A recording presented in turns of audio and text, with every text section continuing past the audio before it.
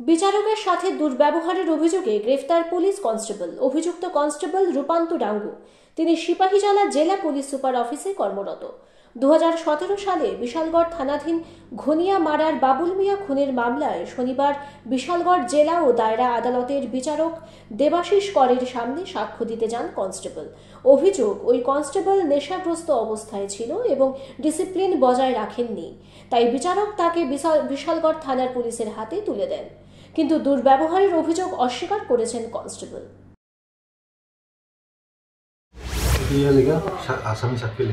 কোন কোর্টে গেছিলেন? বিশাল কোর্ট। আমি তো নেশা করছি না, নেশা ছোটখাটো নেশা তো হয়ে থাকে মানুষের, না? মানে আপনি আমি খুনি গেছিলাম, মানে খুনি খেয়ে ছেড়ে গেছিলেন ওইখানে? আরেকটা অভিযোগ করছে বিচারকের লাগে নাকি আপনি খারাপ ব্যবহার করছেন। শুধু আমি করছিলাম কত পরিপ্রেক্ষিতে, যেহেতু আমি সিজার লিস্টে আমি উপস্থিত ছিলাম, তখন এখানে লেখাও তো আছে। আমার তো সেই আগের ঘটনা, তো আগের সোর্সের যে ঘটনা, এটি তো আমার ইয়ে নাই, মানে মনে রাখতাম পারছি না। এই লিগে আমি ফেস করতে চাইছিলাম।